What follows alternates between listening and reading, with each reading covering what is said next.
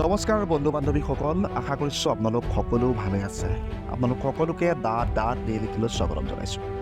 আজি থাম্বনেইলখন দেখি আপোনালোকে অনুমান কৰিব পাৰিছে নিশ্চয় আমি আজি আপোনালোকক কি দেখুৱাবলৈ গৈ আছোঁ।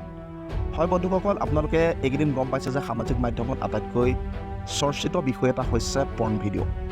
যোৰহাটৰ দৰ্শনা ভঁৰালীৰ কথা আপোনাৰ নিশ্চয় চাগে মনত আছে। আৰু এতিয়া দৰ্শনা ভঁৰালীৰ পিছত সৰুপথাৰৰ এগৰাকী বোৱাৰী, তাৰপিছত শেহতীয়াকৈ বঙাইগাঁৱৰ এগৰাকী যুৱতীৰ পৰ্ণ ভিডিঅ' এতিয়া আচলতে সলনি সৃষ্টি কৰিছে অসমৰ সামাজিক মাধ্যমত। আপোনালোকে যদি এই ভিডিঅ'কেইটা চোৱা নাই তেন্তে আমি সম্পাদিত ৰূপত কিছু কিয়দাংশ আপোনালোকক দেখুৱাবলৈ চেষ্টা কৰিম বন্ধুসকল। আৰু এটা কথা এইখিনিতে কৈছোঁ, আচলতে এইবিলাক কিয় হ'বলৈ পাইছে, ইজিমনিৰ লোভত পৰিছে নেকি আজিৰ যুৱতী? এটা গুৰুত্বপূৰ্ণ প্ৰশ্ন। আপোনাৰ ছোৱালীজনী, মই সকলোকে কোৱা নাই দেই, আপোনাৰ ছোৱালীজনী আপুনি পঢ়িবলৈ কোনোবা মহানগৰীলৈ পঠিয়াই দিছে, কোনোবা চিনেমাৰ মডেলিং হ'বলৈ আপুনি মায়ানগৰী মুম্বাইলৈ পঠাই দিছে।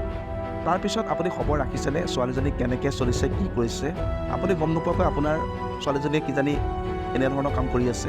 এই গতিকে অভিভাৱকসকলে অকণমান গুৰুত্ব দিয়া উচিত। আৰু এক প্ৰকাৰ বেয়া লাগিছে, ছানী লিয়নিকো এক প্ৰকাৰে চেৰ পেলাইছে। যিবিলাক ভিডিঅ' আচলতে ওলাইছে সেই ভিডিঅ'বিলাক এনেকৈ ইউটিউব প্লেটফৰ্ম বা ফেচবুক প্লেটফৰ্মত আমি দেখুৱাব নোৱাৰিম। এক প্ৰকাৰে ছানী লিয়নিকো চেৰ পেলাইছে। কেৱল মাত্ৰ টকা আৰু টকাৰ কাৰণে অসমৰ একাংশ যুৱতী বোৱাৰী এতিয়া নামি পৰিছে নীলা ছবিৰ জগতত। খুব লজ্জাজনক বিষয়।